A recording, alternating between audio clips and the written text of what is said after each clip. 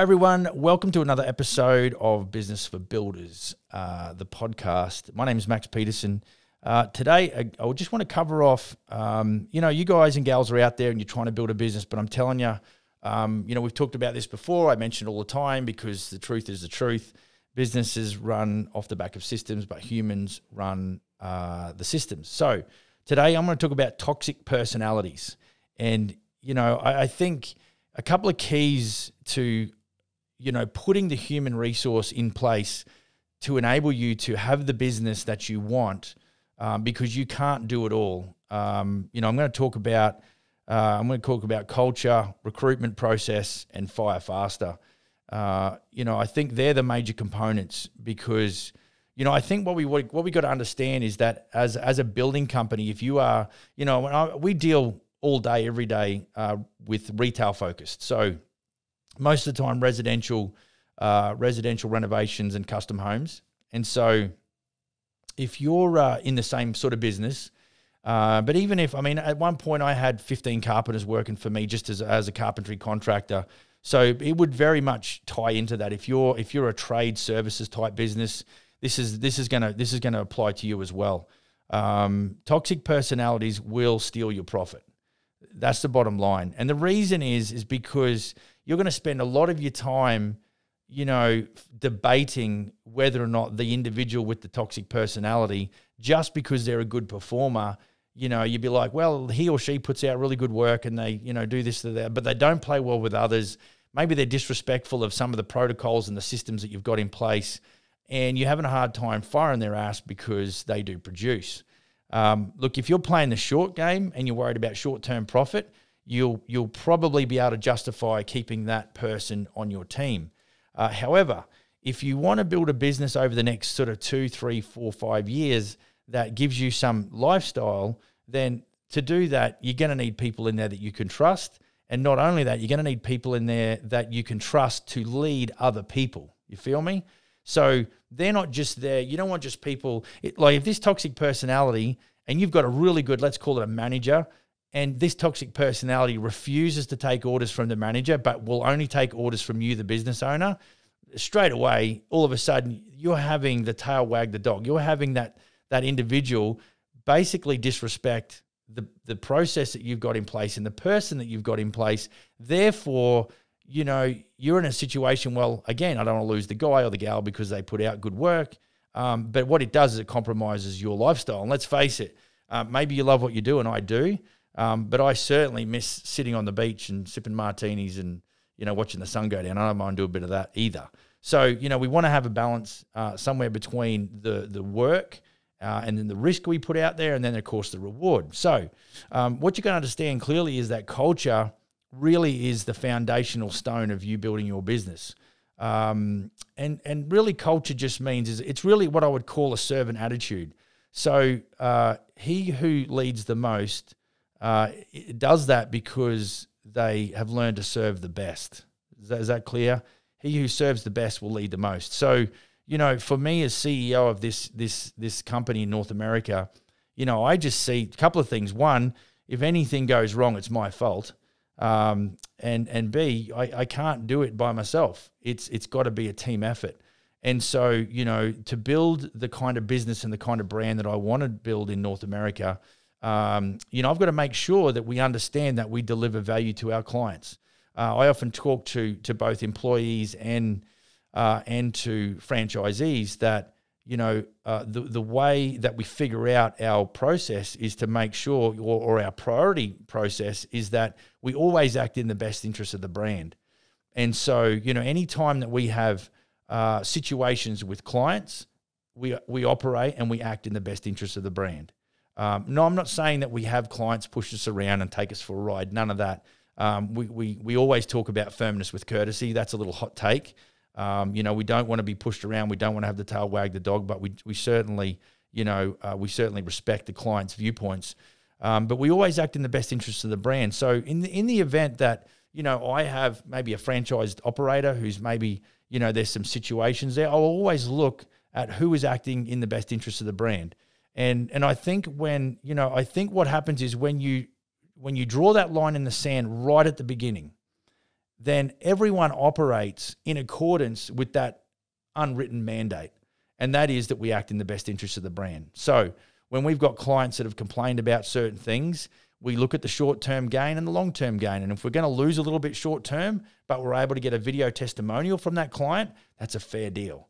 And so, the culture has got to be very much a serving culture, very much driven by delivering value. And, I think, bottom line for me as a CEO and a business operator, what I like to talk about is legacy over currency. We've all got a certain amount of time on this planet. We never know when we're going to tap out. And I'd really love it if the legacy of what I do lives on after I've gone. And, I think, when you're talking about when I look at our general contractors, whether they're in Nanaimo or Kelowna or Vernon or Edmonton, at this stage, we're really focused on community. And so again, that's a giving personality of the business. We're there for more than just currency, although we have to feed our families. And so culture is super important. We need to draw that line in the sand, and that is not negotiable. I don't think that you can have, if you've got a solid cultural understanding of what your business needs to be, you've got to really stand your ground and make that a not negotiable item. And really, if you're a one-man band right now, that's good, because right now you can clearly define what it is that you expect as far as culture is concerned. And then as you begin to bring on and recruit, new human resource into your business, it's very easy to sort of, through the induction process or your onboarding sequence, you can really, sort of paint a clear picture as to what you expect. So that brings me to my next point here, and that is recruitment. We run an in-house recruiting program for all of our GCs. So no matter whether or not you're in Nanaimo or Kelowna or Vernon or Edmonton, if you hit me up on an email, or one of our guys hits me up on an email and says, Max, I need a lead carpenter for renovations, we will put together the recruitment ad, and we will put that out there, and then we will have the resume sent to us, and we will sort of forward those to the general contractor in that area. Just on recruitment, if you are looking to recruit and you're like, I know for me, how I used to recruit? Guy would come to me and say, hey, I'm a good carpenter, and I had lots of work. And so I'd go, I'll give you a shot. And that was the way I recruited. I definitely didn't have a cultural expectation. I never had that, put down.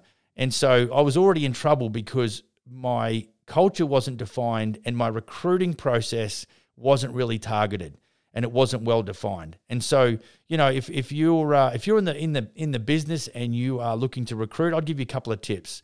You really need to sell the mandate of the business, and the brand and what we are trying to do, for our customer base. That's the first thing. The second thing is, I think what we tend to do is we tend to make a better hourly rate offering, including in most cases, extended medical, because what we found, and I've been under instruction from certain GCs to put in a fairly low hourly rate, and then 30 days later, they're complaining to me about the lack of quality of those inquiries. And my advice was after that was, well, what we need to do is we need to bump that up by about 30%. And then as good guys, because if you're a good carpenter, and I'm sure most of you guys and gals are, then you're not going to really respond to an ad that's got an hourly rate that's 30% lower than what you'd even get out of bed for. So, when the shoe's on the other foot and you're trying to recruit good human resource, then you need to empathize and just feel what they're going to feel and the way you would feel. So recruitment becomes fairly straightforward, and we've had more success now that we've offered more money. Now, the flip side of that is, just to pivot slightly, is your business has obviously got to be making more money, because now you've just increased your overheads. If you're going to be generous in the recruitment stage, you've got to be in a position to be able to have clients, buy your services at the going rate. So then we can pivot again and go into knowing your numbers. You've got to know what your overheads are, what your required, markup should be to give you that gross profit that you need to then cover those costs. So the recruitment side of things is certainly fairly straightforward. And then, I've got guys that will recruit differently. When they eventually get those resumes and they'll be talking to the individuals, they will put them through a process, a grilling process. It's very individual. I know one of my guys, I have a saying, we hire quickly, we fire quickly. And all that means is that everyone is good on their resume on their first day. It's not until we get working close with that individual for quite some time where all of the facades and all of the bullshit is broken down. And all of a sudden we cut to the chase. The real person, the way they really, like their ability to perform or to fabricate a performance is over with, and you get to see through that. And so really, I think when you realize, and I'm telling you, follow your intuition too. Your gut will tell you, if you've got your finger on the pulse and you've got your cultural process and your company culture is solid, then the minute that somebody starts to step out of line as it relates to the culture, that's your first red flag. And so, it is disappointing to see good talent go out the door. But I'm telling you, if you're playing the long game, what's going to help you build that business over a period of 3 to 5 years and beyond is having great people in your business. And they are out there. They are just hard to find. You've got to move a lot of dirt to find the gold. That's the fact. So that, again, everything that we do is hard work. Let's face it. So recruitment is no different. So hire quickly, fire quickly. That is just definitely something that I think if you embrace that in a very, not in an aggressive fashion, not like, we hire quickly and we fire quickly, but the facts are that is your method of operation when it comes to talent within your business. And so, we really want to have the right people, and sort of to get to the right people, sometimes you've got to go through a few. I know if you're in retail sales and you're selling projects, you've got a whole bunch of statistics. You've got to talk to X amount of people because you know that only X amount are going to go to a quote stage, and then out of that quote stage, only X amount are then going to convert to a job. So, really recruiting is no different. Like I said, everyone's good on their resume in their first day, and some end up being as good as what they say they are, but it just takes time. And so, look, this is about toxic personalities. If you've got one of those in there, you really need to figure that out pretty quick, smart. And look, here's another tip too. If you've got your culture really, in concrete, what you'll find is that individuals that don't fit your culture will eject themselves out of the system. They will what we call self-deselect. And, I've seen that happen even in our corporate business just recently. And so, that's the exciting part and the power of setting up a culture, because the wrong person in your business will have a tendency to get uncomfortable and not like to jam in the business the way that you want. And they will basically cap in hand come to you and say, hey, I don't want to be here. And that's fine. Fire faster is definitely key to eradicating. So you can see how firing is just a natural byproduct. And that's the way we're going to wrap up today. When you've got your culture set in concrete and your recruitment process is really, open and honest, and there's a lot of empathy written into your recruitment process, and you're a very open and honest individual. We always subscribe to open, honest communication. We're very deliberate. We're not desperate. Those sorts of, values in our value system are important. The firing process is actually, it either doesn't happen because the human is actually rock and roll, or it becomes so obvious and so much of a red flag, and your intuition is screaming at you to get rid of that person. They're rejected out of the system. Or the third thing is they deselect, and they will find themselves coming to you and saying, look, I don't feel like I want to be here anymore, and that's totally okay. So that's the way. That's what I would do with toxic personalities. That's the way that I would set the business up to really expose the toxic personalities within your business. And those sorts of recruitment processes is what's going to help you eventually find the right folks that you need in your business to help you get excited about where you want to take the business and how you want to do it.